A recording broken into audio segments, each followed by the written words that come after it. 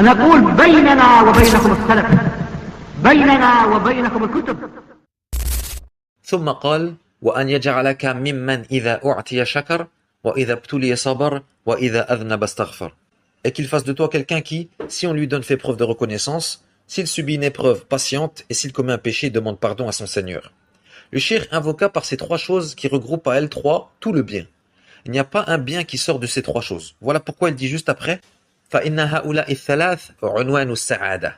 Et certes, ces trois choses sont les signes ou les causes du bonheur. وَالسَّعَادَةُ مِنْ أَعْظَمِ الْمَطَالِبِ. Il n'y a pas une personne qui ne recherche pas le bonheur.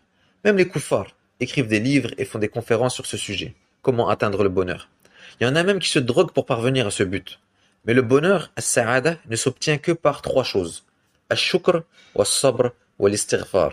Et ta situation dans la vie de tous les jours ne sort pas de ces trois cas. Soit tu es dans un bienfait, soit dans une épreuve, soit commettant un péché. Et chacune de ces trois situations a une adoration qui lui est spécifique. Le croyant, lorsqu'il est dans un bienfait, remercie. Et ceci est la cause qu'Allah l'augmente en bienfait. La in shakartum la azidannakum. Si vous êtes reconnaissant, j'augmenterai mes bienfaits sur vous. Et comme on dit, an-ni'matu idha shukirat qarrat wa idha kufirat farrat. Si tu es reconnaissant pour un bienfait, il persistera, et si tu ne l'es pas, il fuira. Et le croyant, s'il est éprouvé, fait preuve de patience. Et s'il fait un péché, s'empresse de demander pardon à son Seigneur. Il est donc récompensé dans chacune de ces situations. Le dalil, qala Rasulullah sallallahu alayhi wa sallam fi sahih Muslim, ajaban li amri al-mu'min, que l'affaire du croyant est étonnante. Inna amrahu kullahu khayr. Quelle que soit sa situation, il est dans un bien.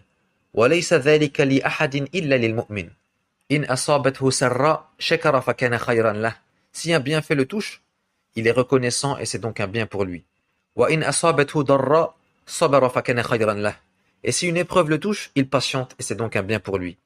Et concernant les péchés, ikhwa, attention, ce que je vais dire n'est pas une incitation à faire des péchés ou à minimiser la gravité du péché, wala iyadu billah. Mais le péché est inévitable. Comme a dit le prophète sallallahu alayhi wa sallam, kullu bani adama khatta. Tous les fils d'Adam font des péchés. La question, c'est que faire si le diable nous fait tomber dans le péché? Eh bien, la réponse, c'est la suite du hadith. Wa khayrul khatta'in at-tawwabun. Et les meilleurs des pécheurs sont ceux qui se repentent. Le cheikh Ibrahim al-Muhammid hafidhahullah dit que même si tu penses que tu vas refaire ce péché, fais quand même tawbah. Fais tawbah sincèrement. Et si le shaitan te refait tomber dans ce péché, refais tawbah. Wa hakadha. Et le croyant ne désespère jamais de la miséricorde d'Allah. Ikhwa, on commet tous des péchés. Et Allah seul sait ce que fait chacun de nous lorsqu'il est seul. Certains pieux prédécesseurs disaient Laoula satrullahi azza wa jal, ma jalasana ahad. Si ce n'était le fait qu'Allah cache nos péchés, personne ne s'assiérait avec nous. Ibn Adam laysa ma'zouman ya ikhwa. Le fils d'Adam n'est pas infaillible. Lakin lahu rabbun yaghfir, wa yatajawaz, wa yasfah. Mais il a un Seigneur qui pardonne. À partir du moment où tu demandes pardon, aussitôt après avoir fait le péché, eh bien sache que ton Seigneur est pardonneur et miséricordieux. Et subhanallah, il n'y a personne qui égalait le prophète sallallahu alayhi wa sallam en istighfar, alors qu'Allah lui a pardonné ses fautes passées et futures.